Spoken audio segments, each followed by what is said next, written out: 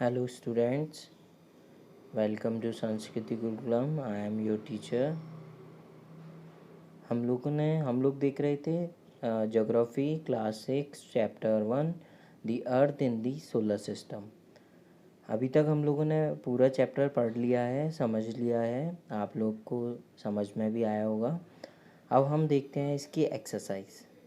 तो एक्सरसाइज में first question है answer the following question briefly. तो इनके हमको आंसर्स देने हैं, थोड़ा डिटेल में देना है.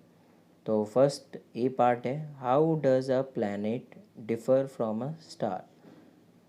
तो आप लोग को फर्स्ट क्वेश्चन में बताना है कि कैसे प्लैनेट अलग है स्टार से. डिफरेंस बताना है, डिफरेंस बिटवीन बताना है प्लैनेट्स और स्टार में. तो आप लोग सब ने पढ़ा होगा कि स्टार क्या क्या होते हैं, प्लैनेट्स में क्या होता है. तो दोनों के बीच में अपन को डिफरेंस बताना है. तो जैसे कि इसका फर्स्ट डिफरेंस पहले हम समझते हैं स्टार्स. स्टार्स क्या होते हैं, जिनकी celestial bodies made up of by gas. Celestial bodies made up of gas.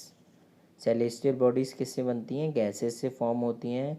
ये इनकी खुद की, ये हम किस में देख रहे हैं, स्टार में. इनकी खुद की हीट और लाइट होती है, खुद के पास इनकी हीट होती है और लाइट होती है, जो कि लार्ज अमाउंट में एमिट्स होती हैं. एमिट मतलब निकलती हैं. लाइट और हीट रेज जो होती हैं वो लार्ज अमाउंट में इनसे निकलती हैं, उनको हम बोलते हैं क्या, स्टार्स. तो दीज आर कॉल्ड स्टार्स. एक बार फिर से समझ लेते हैं. Celestial bodies made up of gases. Celestial bodies किससे बनती हैं, गैसेस से. गैसेस से फॉर्म होती हैं और इनकी खुद की हीट और लाइट होती है, जो कि लार्ज अमाउंट में, ये जो सेलेस्टियल बॉडीज़ होती हैं जिनको हम स्टार्स बोलते हैं, वो लार्ज अमाउंट में हीट और लाइट एमिट करते हैं, निकालते हैं, रेज निकलती हैं इनसे, और इनके पास खुद की हीट और लाइट होती. तो इन सेलेस्टियल बॉडीज़ को हम क्या कहते हैं, स्टार. एग्ज़ाम्पल सन. इनका एग्ज़ाम्पल क्या है, जैसे सन. सन की भी बहुत हीट निकलती है ना और लाइट निकलती है, तो ऐसे ही सेलेस्टियल बॉडीज़ को अपन क्या कहते हैं, स्टार्स. तो हमने स्टार समझा. अब हम देखते हैं प्लैनेट. प्लैनेट क्या होते हैं, ऐसी सेलेस्टियल्स बॉडीज़ को प्लैनेट कहा जाता है जिनके पास खुद की हीट और लाइट नहीं होती. स्टार्स के पास खुद की हीट और लाइट होती है, बट प्लैनेट के पास खुद की हीट और लाइट नहीं होती, ओन हीट लाइट नहीं होती, जिसको हम खुद की को क्या बोलेंगे, ओन. इनके पास खुद की हीट और लाइट नहीं होती है. ये चमकता है स्टार की लाइट से. जो अपने प्लैनेट्स होते हैं वो स्टार की लाइट, जैसे सन है और मून है, इनकी लाइट से ये क्या होते हैं, चमकता है. सन की लाइट से ये क्या होते हैं, स्टार करते हैं, ग्लोइंग करते हैं. कौन, प्लैनेट्स. इनकी खुद की हीट और लाइट नहीं होती. तो ऐसी सेलेस्टियल्स बॉडी को हम प्लैनेट कहते हैं. एग्जाम्पल अर्थ, जुपिटर, मरकरी, मार्स, ये सारे हमारे जो प्लैनेट्स हैं 8, उनको हम क्या बोलते हैं, प्लैनेट्स बोलते हैं, और वो हमारी सेलेस्टियल्स बॉडीज़ कहा जाता है उनको. ठीक है. तो आपको समझ में आया कि स्टार और प्लैनेट में डिफ़र क्यों है, प्लैनेट डिफ़र क्यों है स्टार से. चलिए अब हम देखते हैं अपना next B part, what is meant by the solar system.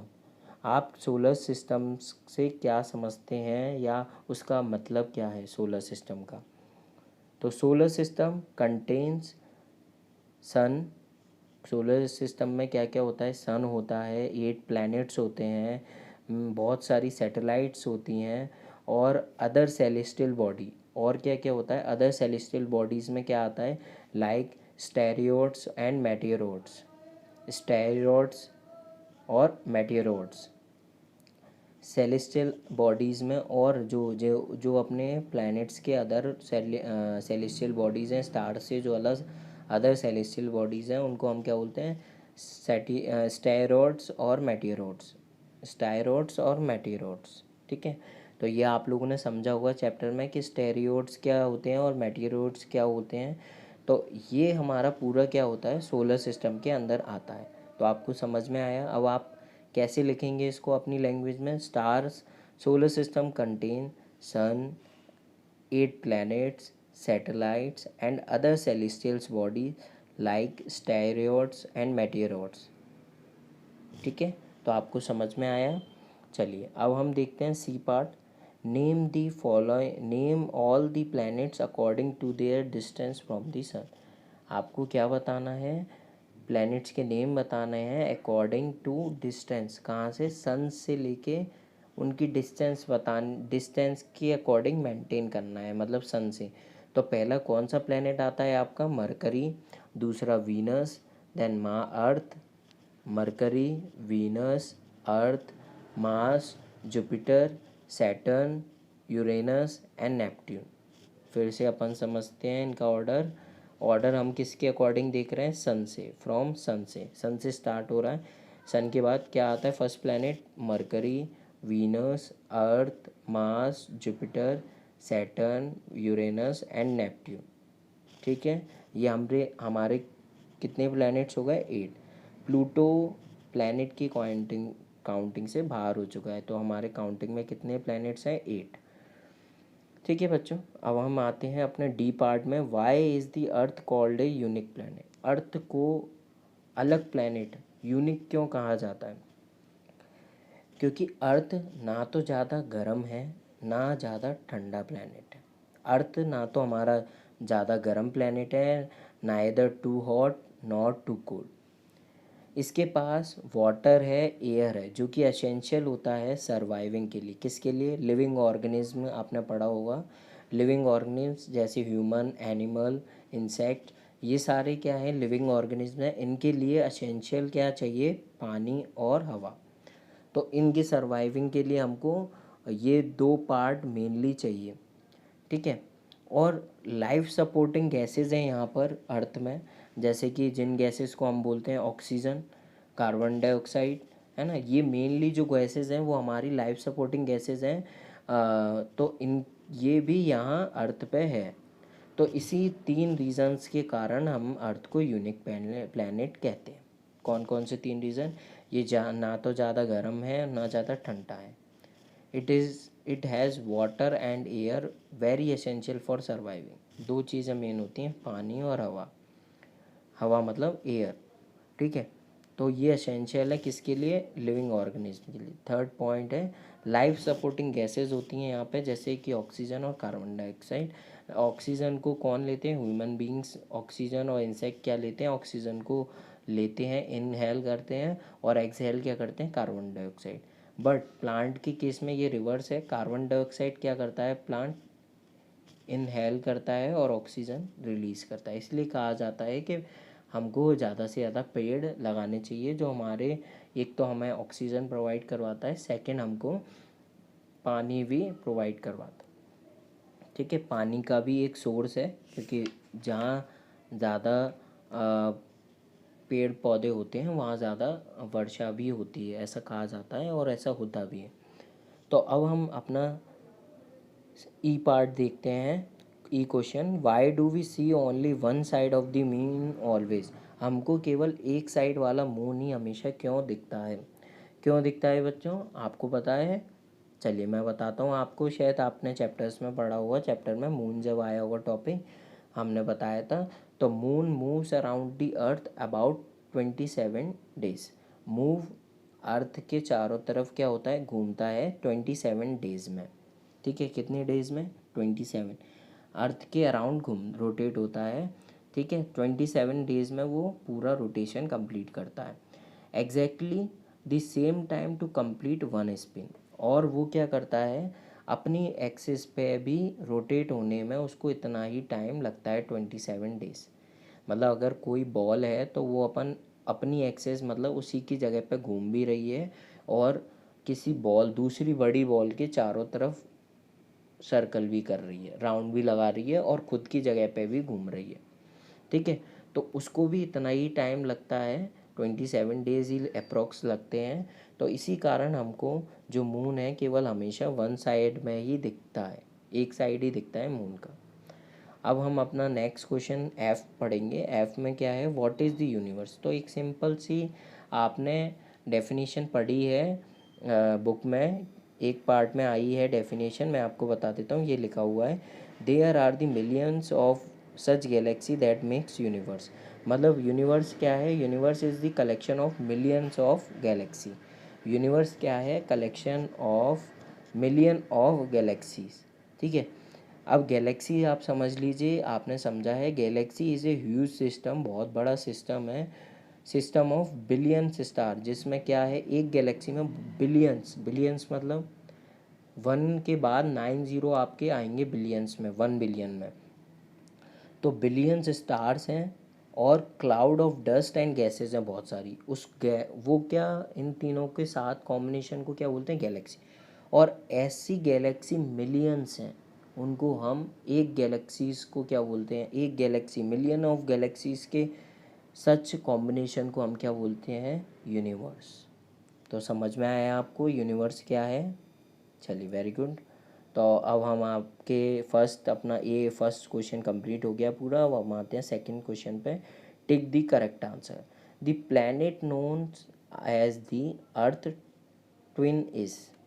The planet known as the Earth twin, twin का मतलब ट्विंस, कैसा मतलब जुड़वा जैसा कौन सा प्लैनेट लगता है अर्थ का, तो बताएं आप कौन सा प्लैनेट लगता है अर्थ का जो, तो बताएं बेटा ऐसा कौन सा प्लैनेट है जो अर्थ के ट्विंस है, मतलब ट्विंस मतलब जुड़वा। वीनस, कौन सा प्लैनेट है, वीनस। अच्छा second, which is the third nearest planet to the sun, sun से तीसरा नियरेस्ट प्लैनेट कौन है, अर्थ। सन से थर्ड नंबर नियरेस्ट प्लैनेट कौन सा है, अर्थ। फर्स्ट कौन सा है, मरकरी, सेकंड कौन सा है, वीनस, और थर्ड क्या है, अर्थ। फर्स्ट कौन सा है, मरकरी, सेकंड कौन सा है, वीनस, और थर्ड कौन सा है, नियरेस्ट अर्थ। उसके बाद आगे का ऑर्डर आपको पता है। C all the planets move around the sun in a, कैसे पार्ट में मूव होता है, सर्कुलर पाथ में होता है कि रेक्टेंगुलर पाथ में होता है कि एलोंगेटेड पाथ में होता है।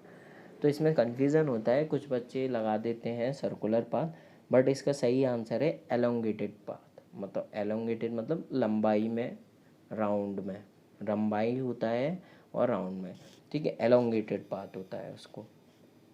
जैसे कि आपने ऊपर प्रीवियस हमने देखा है बुक के उसमें, यूनिवर्स में कैसे सर्कल होता है। The polar star indicate the direction to the, indicate किसको करता है, किसके डायरेक्शन को बताता है, कौन सा डायरेक्शन बताता है पोलर स्टार। पोलर स्टार हमने पढ़ा था ध्रुव तारे को बोलते हैं पोलर स्टार, जो किसकी डायरेक्शन, पहले प्रीवियस काल में, एंशिएंट काल टाइम में, हम पहले जब नाइट में जो डायरेक्शन पता करते थे किसके द्वारा देखी जाती थी, नाइट में जो ध्रुव तारा होता है वो हमेशा नॉर्थ में होता है। नॉर्थ मतलब उत्तर, उत्तर दिशा में ही होता है पोल स्टार। तो ये हमारे क्या हो गए, अभी tick the correct answer last बचा है। Asteroids are found between the orbit, asteroids किन किन asteroids are found between the orbit, किन दो प्लैनेट के बीच की ऑर्बिट के बीच में पाया जाता है एस्ट्रॉइड्स, बताएं। मार्स एंड जुपिटर के बीच में एस्ट्रॉइड्स होते हैं। एस्ट्रॉइड्स किन किन दो प्लैनेट के बीच में होते हैं, मार्स एंड जुपिटर। अब हम देखते हैं third, filling the blanks. A group of dash forming various pattern is called a group of, a group of stars forming, first fill up में क्या आएगा, स्टार्स फॉर्मिंग वेरियस पैटर्न, बहुत सारे patterns group of stars form करते हैं, इस call, इनको क्या कहा जाता है, is call constellation, is called constellation. ये सभी को आंसर पता है। B part, a huge system of star is called, एक बड़े सिस्टम ऑफ स्टार्स को जो हमने देखा कितने होते हैं, बिलियंस, बिलियंस ऑफ स्टार के समूह को हम क्या कहते हैं, गैलेक्सी, और मिलियन ऑफ गैलेक्सी को हम क्या कहते हैं, यूनिवर्स, ठीक है। सी पे है, dash is the closest celestial body to our earth, कौन सी क्लोजेस्ट सेलेस्टियल बॉडीज है, वो है अर्थ, वो सॉरी मून, क्या है वो, moon, moon is the closest celestial body to our earth.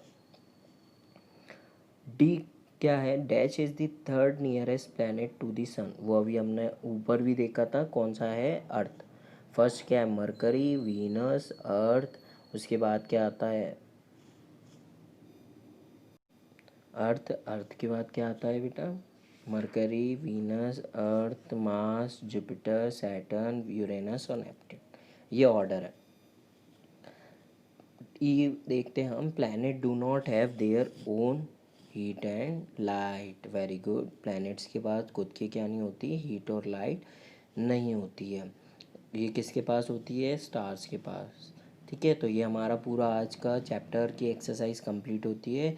Things to do ये आप लोग करें खुद और इनको रीड करें और समझें। फॉर फन के लिए आप एंजॉय कर सकते हैं इसके साथ, चैप्टर के साथ बहुत अच्छा लगेगा आपको, आप एक बार देखिएगा।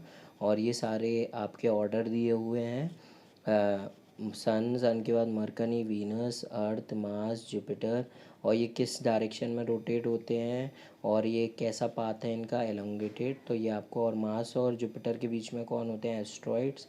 तो ये सारी चीज़ें आपको दी हैं। इसके बाद आपका ये चैप्टर यहीं ख़त्म होता है। Thank you.